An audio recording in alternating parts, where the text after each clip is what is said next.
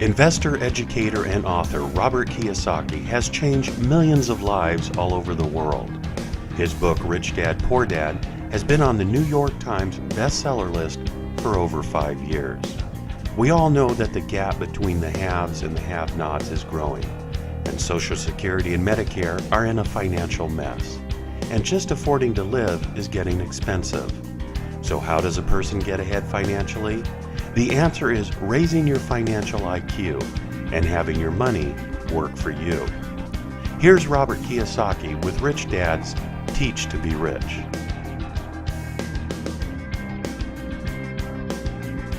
What I'd like to go into really quickly for a while is the E, S, the B, and the I. And as you may notice, that one of the ways I am successful is because I did very poorly in school. And because I did poorly in school was I learned to cooperate and hang around, like I said, smart people. So one of the reasons I am successful is I'm smart enough to not hang around with what I call losers. I don't mean to be disrespectful, but my time is very important to me. How many people in this room hang out with people that actually bring you down? Good. You know, that you may love them, and nothing saying is right or wrong with that, but I need to get on with my life and my work. So that's why I've been very careful who I spend my time with. So before we bring Sharon up here, and we're going to talk about this quadrant really quickly. Are you ready? Let's have a hand for Sharon, please. Now, Sharon is a CPA, not only an ACM, but a CPA. Would you mind telling them the difference between E's, S's, B's, and I tax-wise? The 43 Tax Act and the 86 Tax Reform Act. Absolutely. How many of you would like to pay fewer taxes? Okay, then you have to move to the right side of the quadrant. In 1943, employees lost half their paycheck before they saw it. It was the Withholding Act. So all of you who have been employees or are employees know that little word called net pay. You think you're making one thing, but you're actually making your net pay because the government takes its share before you get yours. So you're not really able to spend what you earn. You earn it, you get taxed, and then hopefully you can live on what you get what's left. The 43 Act was called the Current Tax Payment Act, and basically it meant the government gets paid first. But as a CPA, can you do anything for an E? There's absolutely no tax planning that an employee can do that will help you get to the right side of the quadrant. And the reason I wanted Sharon to start first is because taxes are our single largest expense. Like I say, in 2005, I will spend more, pay more out in taxes than most people will earn in their lifetime. So I'm not against paying taxes. I just want to pay as little as possible. Right? Right. And then there was the Tax Reform Act of 1986. And it was something that eliminated what few tax benefits were still left for highly paid professionals, doctors, lawyers, architects, accountants. It took it away. The A students, you know, justifiably so, got theirs taken away, you know. And the C students are intact here.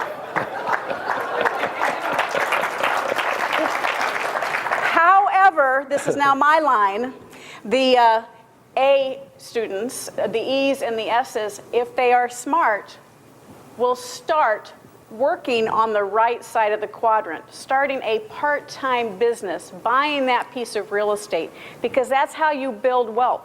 On the left side of this quadrant is you working for money. So the only option is another job or more clients, and the more successful you become, the less time you have. On the right side, the people on the right side, the business owners, the investors, they wrote the tax laws. So the tax laws were written for the rich, and therefore they benefit the rich. So what you want to do is to start acting like a rich person and doing what the rich do. And that's what this program is all about. So can I add one more thing? And please listen to this, because it's one of the hardest things for people to understand. When I say work for free, these people go psychotic because they have, I must do something to get paid. They will not work for free. Over here, people work for free because they're not working for the same kind of income. It is one of the toughest things to understand. I'd rather work, most of my friends will work for free simply because they'd rather have a different kind of income here. These people are entrepreneurs, and these people here are worker bees. And they have a different mindset when it comes to that paycheck. And if you can let go of the idea of needing that paycheck, which I don't expect too many people to understand yet, because so many people are so needy for that money that they cannot move here. It's really this horrible feeling inside. So if you can work for free over here, you'll actually get richer and pay less taxes. It's really an irony of the whole thing. And earlier, Robert said, the left side, these people are working for income, the paycheck. Okay, on the right, people are working to build assets that generate income, right, where their money is working for them.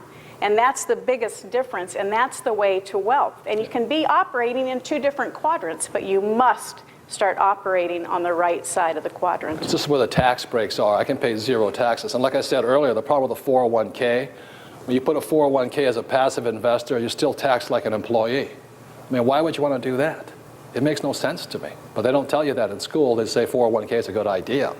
As a rich person, 401k actually makes no sense. It's too risky. My banker won't lend me money. I can't get insurance on it. And that the government taxes me on it. It's ridiculous. It is one of the most ridiculous plans I've ever seen, personally. If you're going to be rich. If you want to be poor, 401k is great. Knock yourself out. Have a good time, you know. When you pull out that income, you pay the highest tax rate. It makes no sense. It makes no sense. Okay? So thank you, Sharon. I appreciate Thank you. it. Give her a hand. Thank you.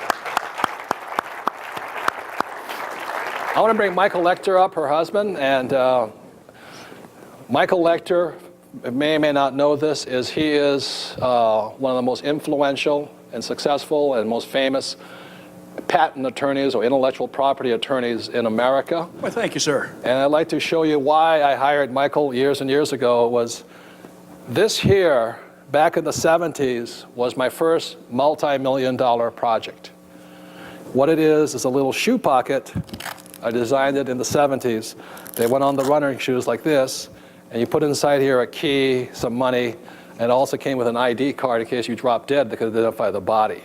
Because jogging had just started, and I designed this product like this, and it went on the shoe, and this was the first prototype of it. This is a prototype. We sat there with a little sewing machine, we chopped it up and all this, and then this is a production model here. But the reason I went to see Michael first this time when I designed the cash flow game is very simply because back then when I designed this game, this product in the 70s, I didn't have the $7,000 to hire a patent attorney. So I figured since I was good at marketing, I could outgun the market. And so I came out to market with this product. I made Playboy magazine, Gentleman's Quarterly, Runner's World magazine. My two partners and I were in our 20s. We became multi-millionaires, went straight to the top. There was only one problem, is we didn't protect it.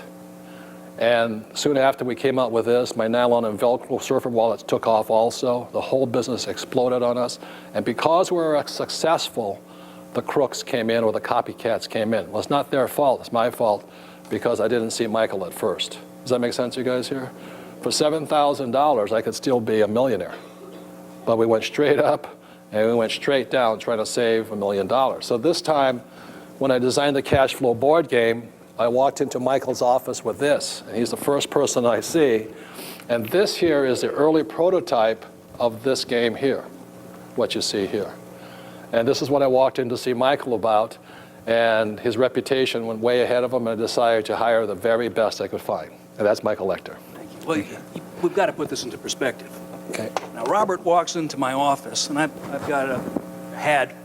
semi-retired at this point, but I had the big corner office with the big desk and the walnut on the wall.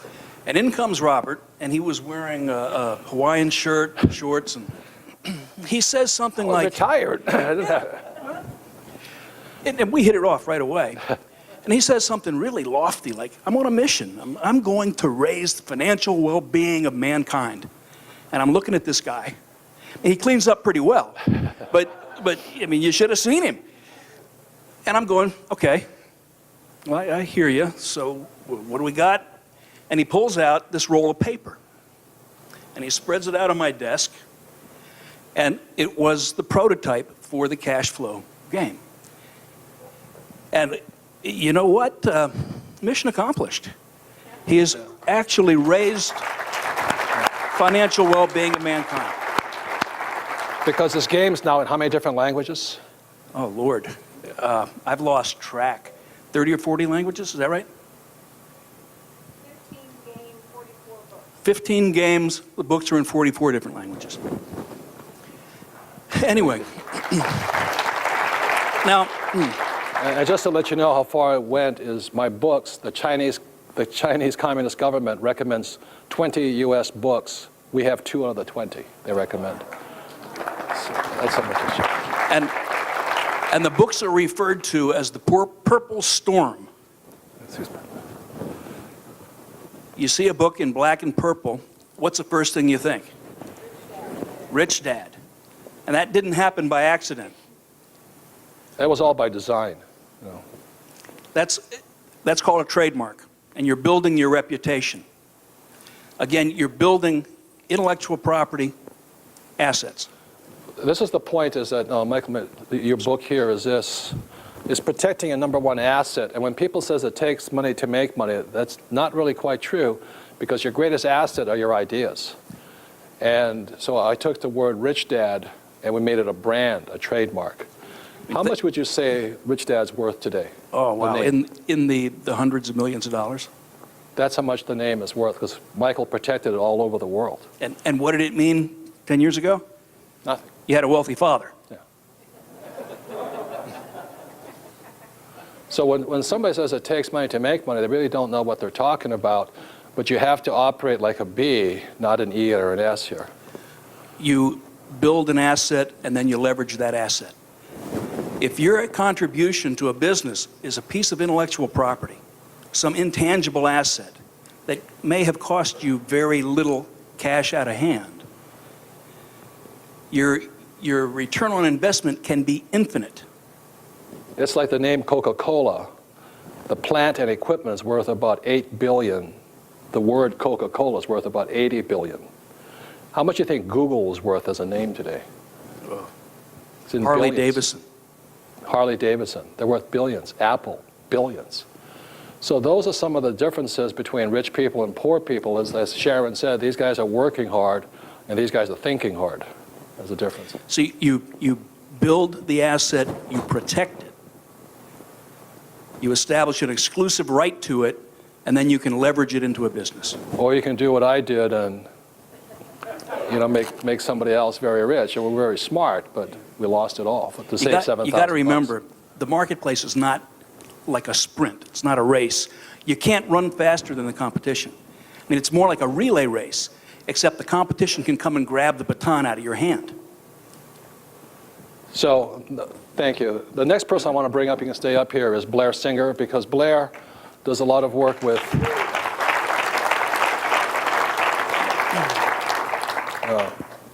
these two products. Like I said, the first thing my rich dad said to me when I was going to become a B in 1974 was I had to learn how to sell, and secondly is how to build a team, right? These are Blair's 2 books. Absolutely. And how many people in this room have ever had at least what you would consider to be at least one, like Michael says, at least one good idea? How many people have ever had more than one? But how many people have ever met somebody that had a good idea, didn't make any money with it? How many know somebody like that intimately well? And see, and one of the things, and when we did the advisor series, one of the first advisor books was Sales Dogs, because the #1 skill in business is you got to be able to sell. How many people here have ever tried to get your point of view across to somebody else and they totally didn't get it? How many people realize it was their problem? You see, and so one of the things that keeps people from moving from the left to the right side as a business owner is 3 primary skills. #1, you got to be able to sell. All the great ideas, all the great products in the world do no good unless you can communicate it to somebody else and get them to take action on that. How many people would like to be able to know how to do that? How many would like to just be able to do it at home? You see, and so it's more, the reason I say that is it's not just, formally as a business skill, it's a life skill. The thing that I work with businesses all over the world we've known each other for what, 20 years? Work with businesses all over the place. And what pains me is entrepreneurs, people really want to go out and make something happen, but they can't get anybody to come to them with any kind of cash to exchange for the idea or the service. They can't sell. They can't sell it. They can't sell it. And so that's number one. Number two is, along with sales, in order to be, the difference over here, these guys work mostly on their own. I know this intimately well, okay? But the idea is if you're going to build a business, you got to build a championship team. And the reason sales is number one, because it's not just about selling product to somebody else, it's also about selling why somebody would want to be on your team. Because if you can't communicate that, why would anybody want to play on your team? So that's what we do, is we work, the reason for those two books, the ABCs, you got them over there? Right here. Yeah. Sales Dogs, which basically says that you don't have to be an attack dog to be successful in sales. Everybody can sell. It's not rocket science, although when I ask, how many people here, by show of hands, how many people here genuinely like to sell? Show of hands. Okay, good. How many people, when I say the word sales, you get a knot in your stomach?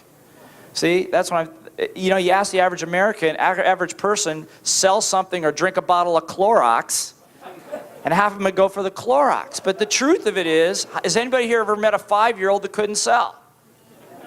If you haven't had that experience, I'll loan you my 3-year-old and 10-year-old.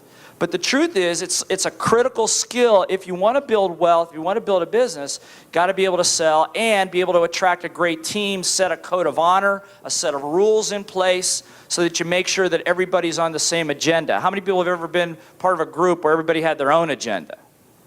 You see, and one of the things that's held Rich Dad together all these years is that Robert, Sharon, Kim, myself, all the advisors have a very strict code, set of rules, what it takes to be on the team. So I'll give a plug to an organization that's called the network marketing industry. Some people call it multi-level and all this. And I wrote a book to support them. I'm not in the business. I don't make my money that way. But it's called The Business School for People Who Want to Help People. And the main reason I recommend network marketing is I had the benefit of going to the Xerox Corporation to learn how to sell, professional sales training. Most people don't have that ability. So a network marketing company, they're training you to be a business owner.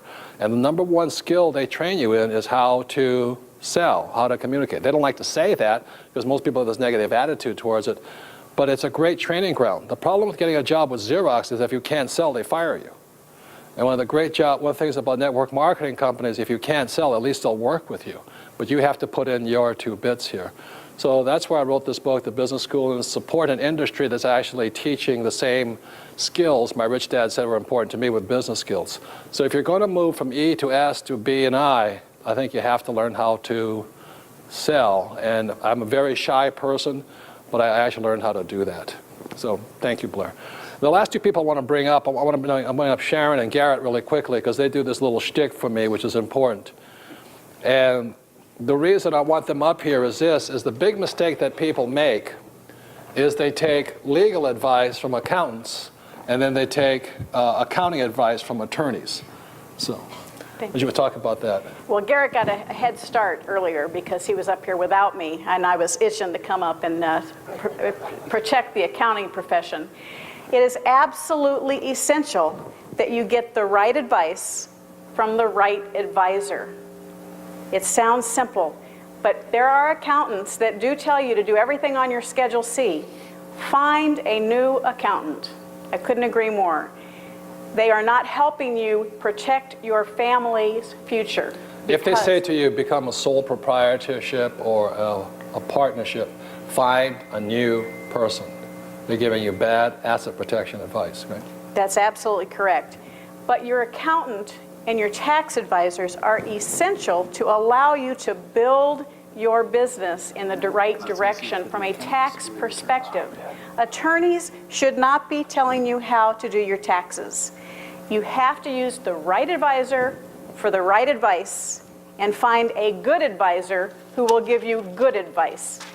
Both very important skills. You don't want me doing your legal work, guaranteed. These days you probably don't want me doing your tax work either. It's been a while since I did a tax return. But you must get competent tax advice. It helps you grow your business quicker.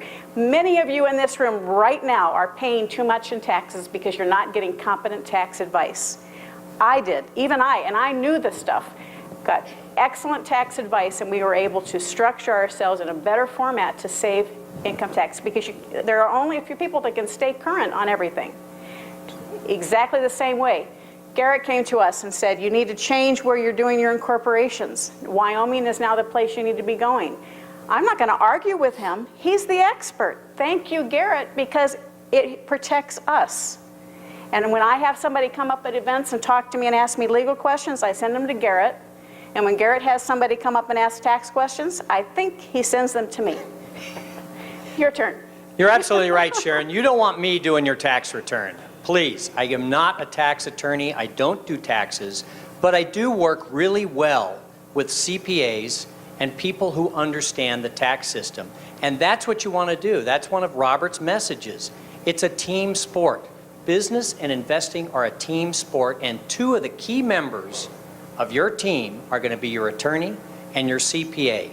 And what I do in my practice is frequently I will get on the phone with the client, the CPA, and myself, and we'll have everybody there on the same phone call. We don't need to be in the same room. In some cases, we're talking on a conference call with people spread around the country.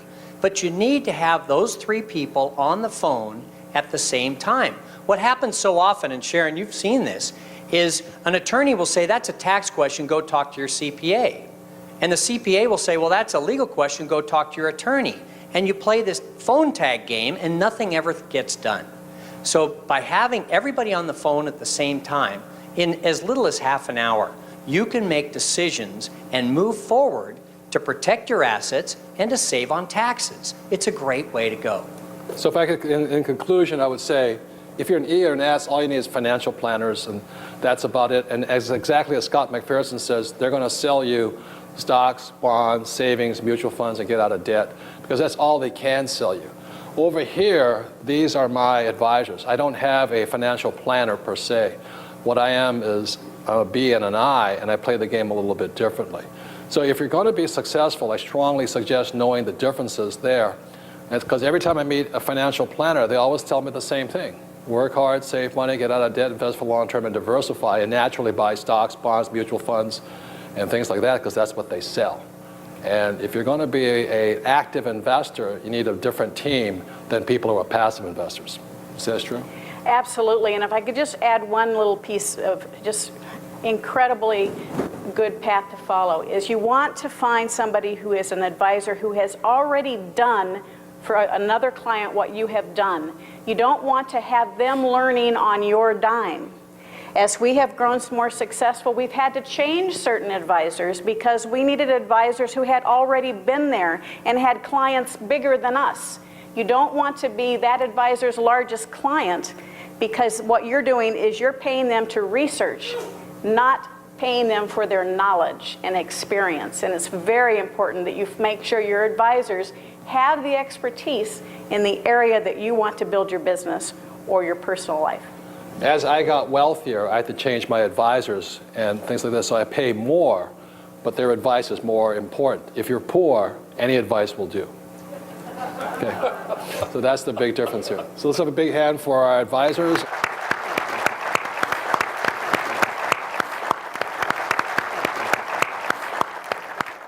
I'm going to go into right now what I think is a very important subject for any investor, and that is one of the ways I make a lot of money is watching this right here. It's a thing called trends. And as I said, I didn't do well in school most of the time because I was bored, but there was two subjects I really enjoyed in school. One of them was history, which is trending, and second was wood shop. And when most of my classmates were building salad bowls for Mom, I built an 8-foot El Toro sailboat, and that's how I got an A for that. But I'm going to be talking to you today about what I consider one of the biggest trends and why America, and not only America, but many of the world right now, we have this massive problem between poor and poverty and this growing gap between the haves and have-nots. But I'd like to show you the shift in the world today from socialism to capitalism. So let's go back in time. In 1929, the stock market crashed. This affected my mom and dad because it led to the Depression. So how many people know people who grew up during the Depression? How many people know them because they wanted job security and pensions? Really, really a lot. And that's really affected their thinking. So then 1929, after that, led to 1933, and it led to the New Deal, FDR, Franklin Delano Roosevelt. And he came out with the New Deal in Social Security. Interestingly enough, in 1933, Hitler came to power also. Now, this is why it's so important. As I said right now, savers are losing their savings. The reason this is so important is because Hitler came to power because the middle class had their savings wiped out. And the same thing is happening right now, is that if 401ks and pensions don't work and savings don't work, it may bring rise to another type of political party. So in 1933, two guys were elected, FDR, Hitler. And the other thing that's interesting is on the cash flow game, as I said, in 1933, this is what they formed here, was called I call the fast track. And in 1933, a man named Joseph Kennedy, father of John Kennedy, created this here, investments only for the rich here, because they wanted to separate the poor and middle class from getting into the better investments or the riskier investments. So that's why 1933 is a very important year. The next year is 1943, as we said, the Current Tax Payment Act. Because we were in World War II at the time, and the federal government needed so much money, they said, let's pick on the employees. And that's why today, employees, every time you pick up your paycheck, it's go, ah! How many people have ever done that? What happened to my money? You know? So the 43 Tax Act was the one that nailed the employees right here. It's Current Tax Payment Act. Then we go to 1964, and LBJ created what was called the Great Society. But it also gave rise to Medicare, which is the biggest problem we have today, and I'll show you the numbers on Medicare. And it's socialism at its best, because going back to 1929, the World War II generation really wanted government to protect people. And I think it's a great idea if we can afford it. But today we cannot afford that, and that's the problem. So the problems today that not so much my generation, the baby boom generation is not going to face it, is those of you born after 1964 are the ones that are going to be paying for the actions taken in 1929, 1933, 43, and 64. So your youngsters are going to pay for my golf fees, and I really appreciate that a lot. So anyway, then we go to 1971, and as I said, that was the year that Nixon took us off the gold standard. The gold standard at that time was known as the Bretton Woods Agreement, which was formed in 1944. That change has caused every saver to be a loser right now. It's because the federal government can print money. It's not really money, it's now a currency. We don't save money, we save currency anymore. And that's why the savers are going to lose. You notice the same thing happened that brought Hitler to power. The very same thing that happened in 71 is what caused the Weimar government to print money so fast.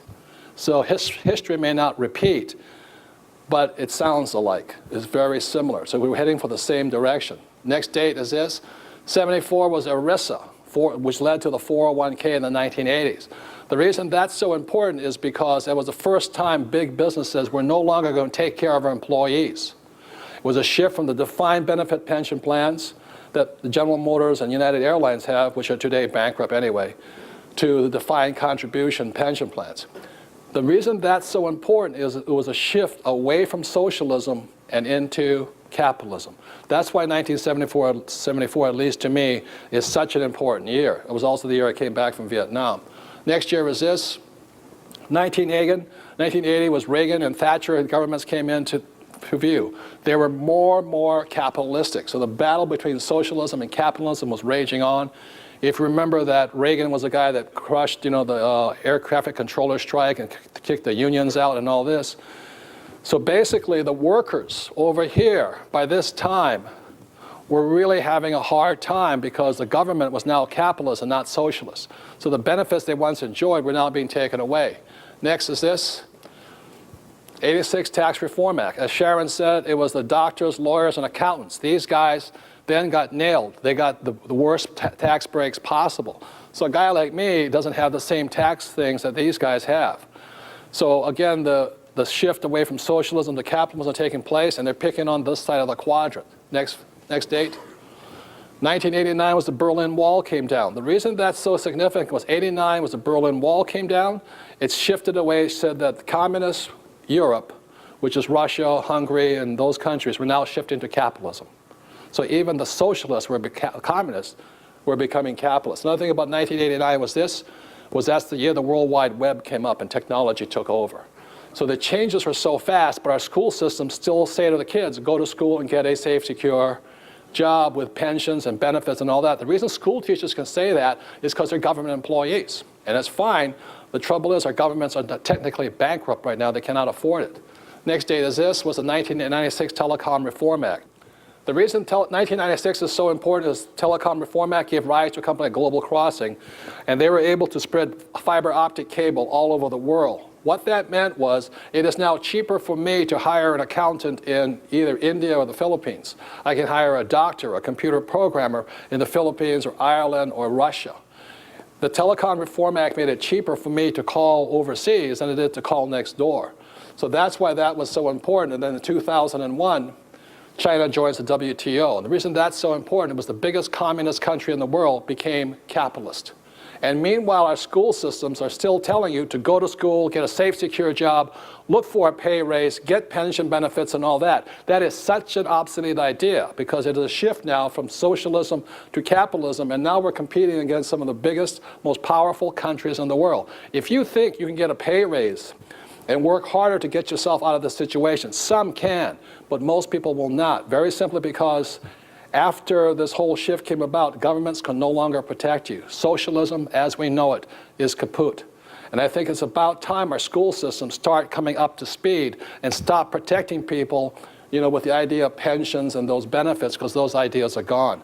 And that's why I cover in the whole thing the shift from socialism to capitalism and watching the historical changes. So what that means is your children will probably not be able to get those high-paying jobs and all this, whereas you're able to sit there and collect more benefits or go on strike, which all those union guys do and all this. You better start producing, or as Bob Dylan says, you better start swimming or you'll sink like a stone.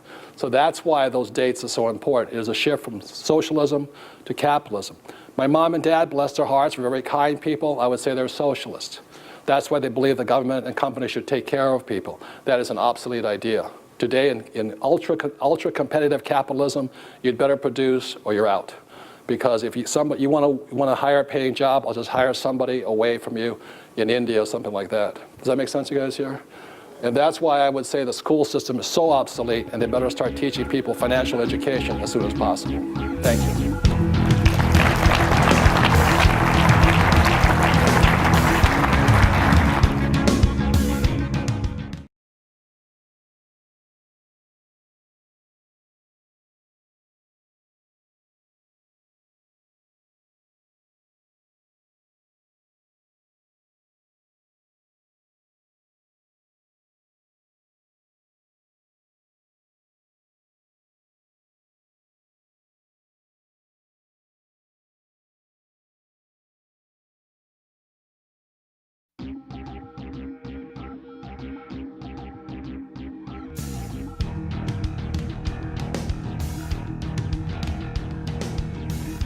Investor, educator, and author Robert Kiyosaki has changed millions of lives all over the world.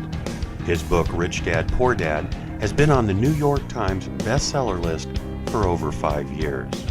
We all know that the gap between the haves and the have-nots is growing, and Social Security and Medicare are in a financial mess. And just affording to live is getting expensive. So how does a person get ahead financially? The answer is raising your financial IQ and having your money work for you. Here's Robert Kiyosaki with Rich Dad's Teach to Be Rich.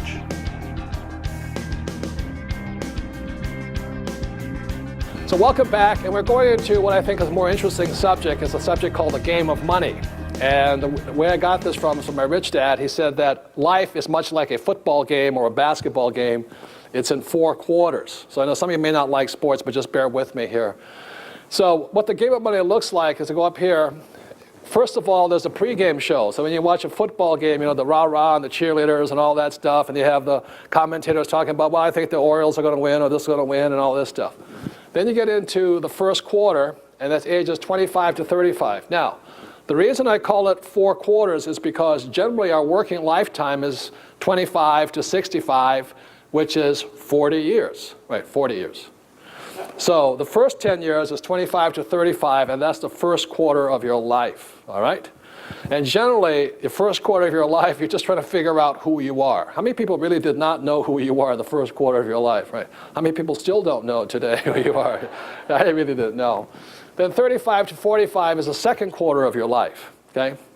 And then you go into the halftime show, okay? Some people call that a midlife crisis. And what that means is a person goes, oh my goodness, I'm not getting promoted, I'm not climbing the corporate ladder, maybe I should go do something else, maybe I should go back to school and all this. How many people understand what I mean about the midlife crisis? And you really question whether you're successful or not. Did they make the right decisions? A lot of people change careers at this time. So you go into the third quarter, and that's 45 to 55. And then you go to the fourth quarter, which is 55 to 65. And hopefully by age 65, in the old days, in the World War II generation, that's when you generally retired and you went to play golf for the rest of your life. The problem is, a lot of times today with the 401ks and pensions going broke with the Pension Benefit Guaranty Corporation and all this, that many people will not be able to retire at age 65, so they go into OT, overtime.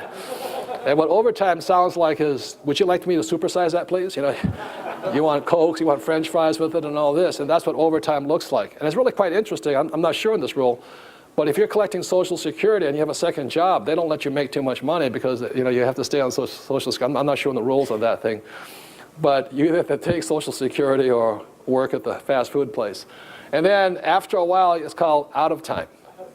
And out of time is when your body can no longer stand up and go to work.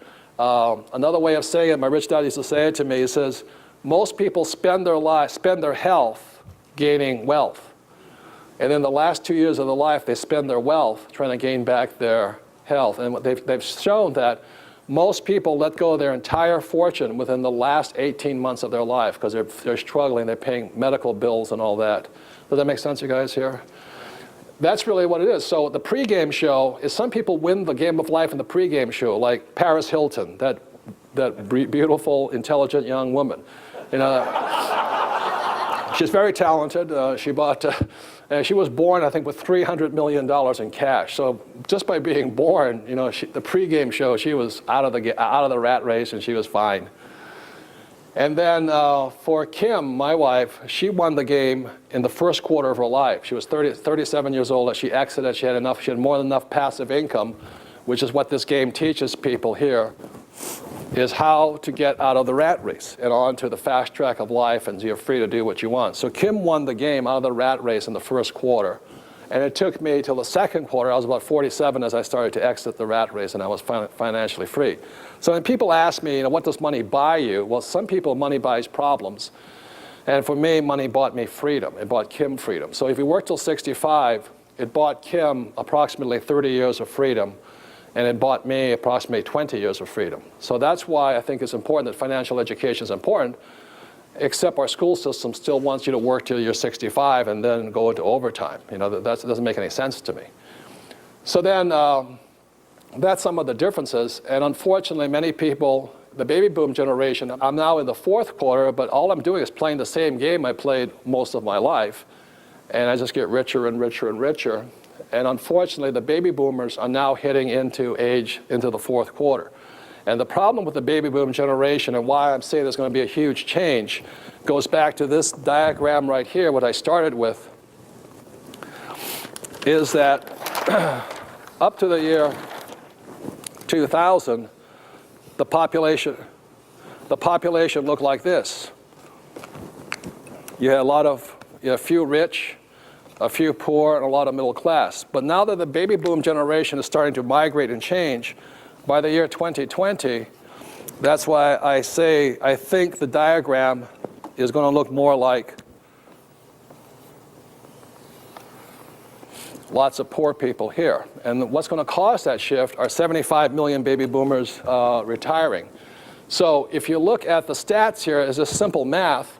If you look on this chart here, look at there's approximately 75 million baby boomers, and let's say each one is now going to collect $1,000 a month from Social Security and Medicare. That comes out to $75 billion a month. That's a lot of money. The Iraq War is costing us $4 billion right now. So what we have as an IOU is $75 billion. Now, most people say, well, what does a billion mean? It means basically we can't pay for it, or those born after 1964 are going to pay for it. But when you look at another stat up on that chart there, how much is a billion and a trillion? If you start counting at $1 per second, okay, how long does it take you to count $1 million? Will take you 12 days at $1 a second. So 12 days, you could be a millionaire. It's not that bad. But a billion takes 32 years. That's the jump. And this is the best part, a trillion takes 32,000 years. And so what's happened is the federal government is running up this bill at such a high rate of speed just because of 1971, like I said, they're allowed to print funny money. That's why I said the biggest change is funny money, and the world will be willing to accept it. So when you look at this, what is the price of Social Security and Medicare? And as my Japanese friends say, Social Security. I said, that's what it is. It is so, you know. Because as the change goes into effect, this is the IOU starting back in 1935. 1935, Social Security came in. We owe $10 trillion. Now it takes 32,000 years to count a trillion. In 1964, Medicare, around there, 64 came in. Medicare is $64 trillion. And President Bush just passed the Prescription Drug Act and all that to get reelected. So the total price is $74 trillion. That is more money than all the stock markets and all the bond markets throughout the world. That is how big a promise they've made as campaign pledges. So if you study empires, which I study, the reason that the United States is going to go down, why the Roman Empire went down, is very simply because our politicians were able to make promises they never had to keep. Like when FDR made the promise of Social Security, there's a recorded transcript of him actually saying, he says, I'm only doing this to get reelected. He was reelected 4 times. And the reason LBJ brought in Medicare was to get, hopefully, because the war in Vietnam was so unpopular, he was hoping to get popular. So what brings down every great republic is very simply because politicians are allowed to make promises they're not going to keep ever. And we're right at this juncture right now, which is why I say we're about to have one of the biggest migrations possible. And the reason I created this product here, Teach to Be Rich, is, as I said, you know, the rich are going to get richer. And this is the middle class, and the middle class will pay for these people here. I don't expect Teach to Be Rich to solve the problem, but it may help some of your friends and families go this way rather than go this way. Because if you're going to try and work hard, that 96 Telecom Reform Act is going to stop that, because even today, if I'm a doctor and attorney, I can hire a doctor attorney in India. And I can hire a computer programmer for $12 an hour versus $200 an hour. Everything's changed. You know, if you're trying to save money, the federal government's going to print it faster than you can save it. You're not saving money, you're saving a currency anyway. So that's why I created this product here, the cash flow games, and may you teach your friends and family. There's no guarantees, but maybe some of them will not be part of the casualty that'll go this way. Now, I'm not saying I'm absolutely certain this happened, but that's what it looks like is going to happen. Does that make sense, you guys here? And that's my concern, and that's why I create this product over here, because that's how severe the situation is.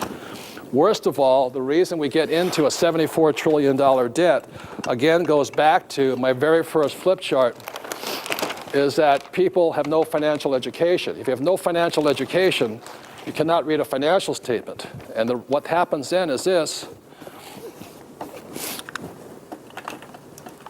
This is the US government. We have 74 trillion. It's called an off-balance sheet accounting. They do not have to record this. That's why they say, well, it's only about $30 billion debt and all this.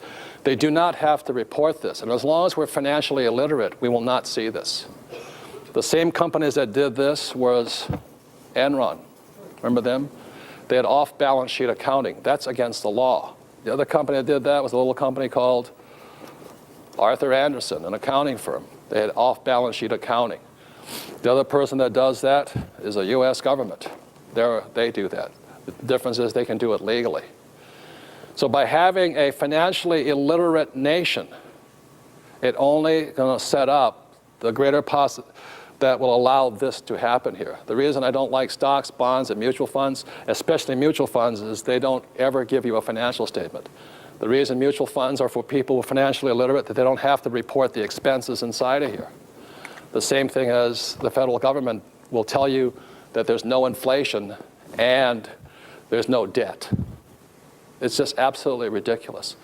So I'll say it once again, the reason we got into this problem is the same reason the federal government, the Roman government went down, the Roman Empire. Same reason ours is in trouble today is because we have a financially illiterate populace, and the politicians can make promises that they never have to keep. And this is not just a problem of the poor, from presidents on down. There's so many people that are part of this problem. Teach to be Rich wants to be part of the solution, not part of the problem. Does that make sense, you guys here? So when we come back, we'll go into one last solution. But this is why I created this product, Teach to be Rich, is because maybe you can help yourself and your friends get out of this mess. Thank you very much.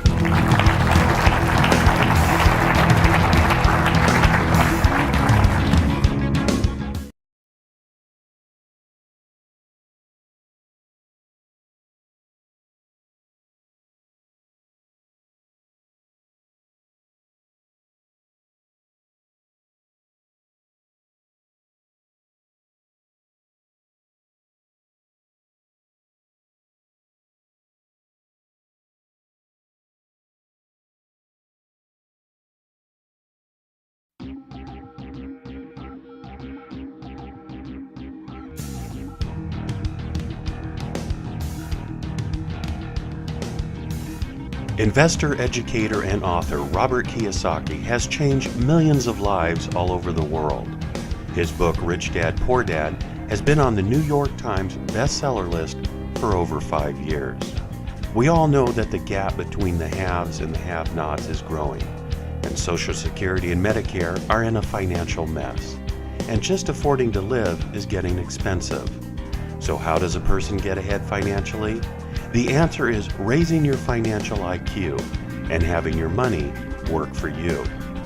Here's Robert Kiyosaki with Rich Dad's Teach to be Rich.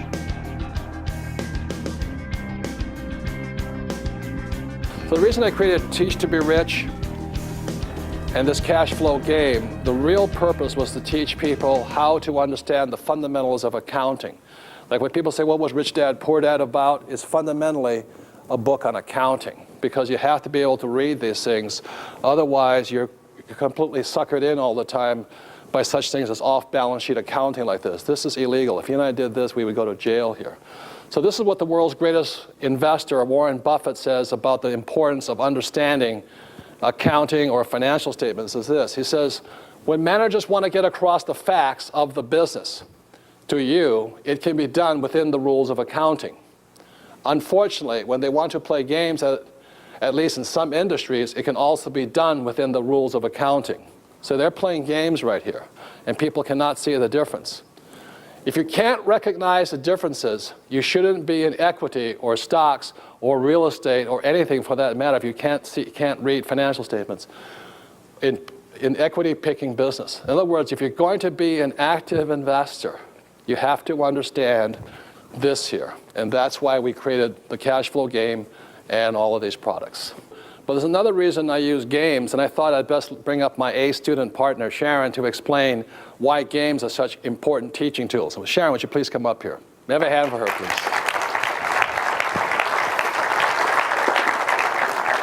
Thank you, Robert. I have just a short story to tell you. The book, Teach to be Rich, Robert had handed me the first edited version, or the first version, for me to start working on. And literally the next day, I had a meeting at ASU, and they were looking at the game, doing a research project for us on the cash flow game. You better say who ASU is, because this is going national. Yes. ASU is Arizona State University, and they're right here in Tempe, Arizona. But they are literally doing a research project on our behalf on the importance of games and the effectiveness specifically of the cash flow game. So we're very excited, because even though we're not trying to work through the educational system, it's starting to turn around and come to us, and I'm very happy about that. But the very next day after Teach to be Rich was done, and it was in my hands, I'm listening to these educators inside the system, and they hand me this document called The Cone of Learning. Now, you can't read everything, but I just want to point out the source. Dale, 1969. Now, this information was developed and released to the educational marketplace in 1969. What's important about this is how you learn, the effectiveness of learning. At the bottom is reading. I'll just draw it in bigger diagrams here. What the cone of learning said was that the worst way to learn is via reading. And what our school system says are smart people are people who can read. And I'm not a very good reader, and that's why I had a very, very, very, very tough time in school. The second way, they say, is the worst way of learning. And these are teachers. This guy Dale in 1969, they've known this for years. The second way, the worst way of learning, is via lecture. How many people in school were ever really bored doing a lecture? How many people sometimes felt it was a waste of time? Good. But yet that's what our teachers are designed to do. They want you to read and they lecture. And that's why so many young people drop out of school today, because they can't stand it anymore. So go on to, so we can move up and then. I was at a convention last year of secondary school principals, administrators, and I had a man come up to the table to our booth, and he was livid. He was a principal of school. He says, "This is what's wrong with our school system. We're playing games. We should be teaching them reading and writing and arithmetic." And I'm going, please play it. The same guy now has ordered games for his district. So again, reading and writing is at the bottom, and that's still what we're doing in our school system. At the very top, doing the real thing, taking action, doing the real thing in life. And what's right below it? Simulating the real thing. Playing the game, playing cash flow. When I saw this, I stopped the meeting we were having at Arizona State University, called Robert, and said, "Robert, you will not believe what I've just seen. This is going to be the beginning, the middle, and the end of Teach to Be Rich, because it validates his life of teaching." As I said, games, I mean, I saw a completely different world playing Monopoly. You know, by just playing Monopoly, suddenly I saw the way that I could become rich. And it had nothing to do with school and all this. It's not to say that reading and lecture are not important, but it's to say this is the way we learn the most. You know, I've learned by playing games. And then right before that is real life. So that's why we recommend you play the cash flow game 3 or 4 times and teach it to 10 people before you start playing with real life money. The last thing I want to say about real life is this. One of the reasons A, students are not successful in the real world, not all of them, but a lot of them aren't, is because what they learn in school down here is not to make mistakes. So they're really afraid of the real world, and they stay in the corporate world, the world of academia. How many people know people who went to school at age 5 and they're still in school today? You know, that was my poor dad. He only did well in school, so he stayed there. He had no idea what the real world was about because he was afraid of making mistakes. So that's how it affects the whole thing. So when you get this book here, you can study this cone of learning right now, but you can see the worst ways of learning are reading and lecture, and the best ways of playing games and by doing the real thing. And that's why we created the cash flow game, was to not only for you to learn, but to help other people learn. Because when you play a game, it's mental, emotional, physical, as well as spiritual learning. Because it involves all of your senses. So it's also why this product, Teach to Be Rich, is going to be a larger book. It's going to include the DVDs that we are recording with you today. It's because we want to walk the talk. It's experiential learning. And experiential learning is simulating the real thing and then doing it and learning from your mistakes. Yeah. I'd like to bring one of my best friends, Blair Singer, because you have a son who's like me in school, right? Yeah, Ben. Yeah. Why don't you tell him what's happened to him? Well, Ben is one of these 10-year-old boys in school that have a hard time sitting still. Has anybody here ever met one? And as a result of that, he's had difficulty in some of the traditional reading, writing, and math stuff at school. As a result, we've had him play, we played cash flow game with him, the kids version, but he got a little bored with that and decided that he wanted to play the adult version.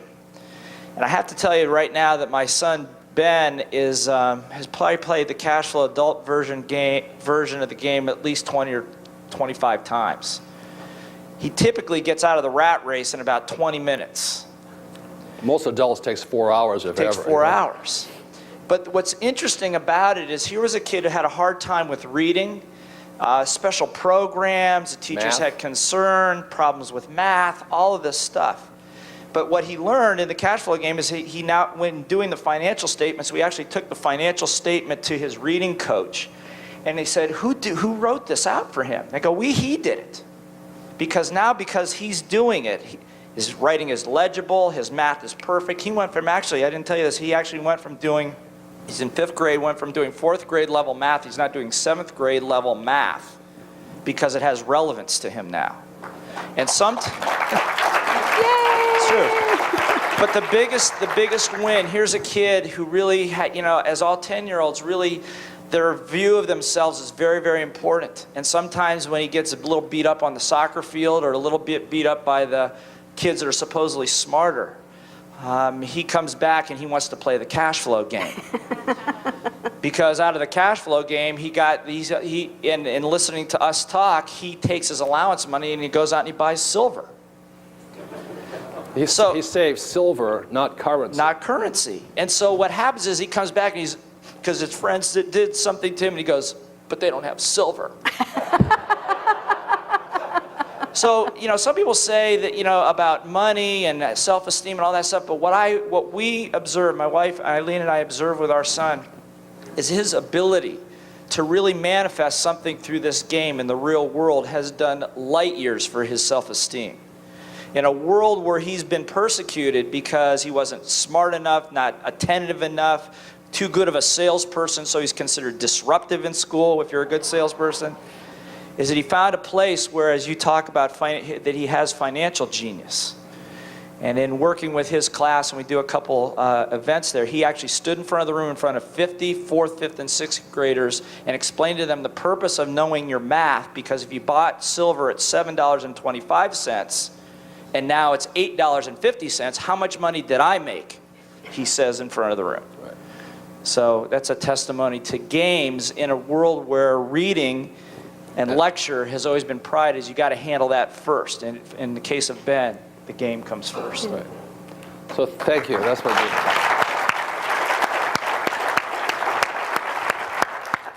So again, that's why I created this product. But I'd like to end with this thought. And my thought is this, that every single one of us has a genius. Okay? And as I said earlier, it was only until I went to school that I think I was stupid. I didn't know I was stupid until I went to school, and the teacher started labeling me that. And I started looking at that, I said, this is really quite, ridiculous. And it was my rich dad again who really kind of helped me with it and all this. He says, there's people with different kinds of geniuses, but we all have one. Let me say it this way. Every animal has a special advantage. For instance, a cheetah can run fast, a bird can fly, and a cockroach you cannot kill. Everything. Every one of God's creatures has a special genius, something unique that's for them. So if a cockroach has one, why not you? That's the way I look at it.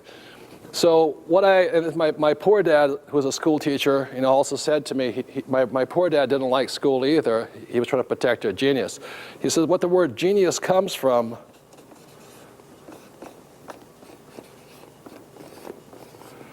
is genie in us. It's that magic. It's where we do something that's different than everybody else. And I want to say this much, for me personally, my genius, if I could say this, my genius did not come out in school. It was crushed in school. I do not do well with reading and lecture. Also, my genius does not come out in the corporate world. I do not like climbing the corporate ladder. I don't like to say hello, yes sir, no sir, I'll do as you tell me, sir. I don't like what they pay me. I don't like their benefit plans. So my genius didn't do well in the corporate world. Some people do. The definition of intelligence is for you to be smart enough or intelligent enough to find that spot in the world where your genius comes out. And let me explain that. Your genius is dependent upon the environment you're in. As I said, my genius didn't do well in school and didn't do well in the corporate world. My genius does well on the street. My genius does well in real estate. I do well as an entrepreneur, but not as a corporate guy. I don't get along with them too well. I'm a different kind of character. Does that make sense to you? So if you can understand this, Tiger Woods has a genius. But Tiger Woods' genius comes out in the environment of the golf course. You ever watch that guy pick up the club? That's where his genius comes out. If he was a jockey, he would not be a genius there. So you have to find the environment where your genius comes out, because every one of us has one. Mick Jagger went to school to be an accountant, but he found his genius as a what? Rolling Stone. And so the message I want to leave with each and every one of you is that you have a genius. If you look at this picture up here on the plasma, see, every child has one. It's that magic. It's that thing that they know that nobody else knows. It's that special gift that every child is born with. And the problem with school is it crushes the genius of kids who do not respond well to reading and lecture. So if you look at it this way, this here is what your environment looks like. You know, like I said, I didn't do well in school. I didn't do well in the corporate world, but I do well on the streets. I do well in real estate. I don't do well in picking stocks. I don't do well with bonds. I don't do well with mutual funds. That's not where my genius lies. So your job, ladies and gentlemen, is have the courage and the wherewithal to go out and find that spot in the world when you rub the magic lamp, your environment, your genius comes out. Where that is, I don't know, but may you have the courage to find it. If you do as our school system teaches you, which is to go to school and look for a safe, secure what? Job, work hard, save money, get out of debt, diversify, and invest for the long term, you'll probably never find your genius. Does that make sense, you guys here? So may you find your genius, because each and every one of you has it. It is only crushed when you don't have the courage to find it. It doesn't mean your genius is easy to find. Look at Tiger Woods. He busts his you-know-what to find his genius. Look at Oprah Winfrey. You know, she's been in front of television and she works really hard to be successful at that. Too many people think that just because it's your genius, it should be easy. Lazy people really don't get ahead. I have no respect for lazy people because I'm one of the laziest people I know.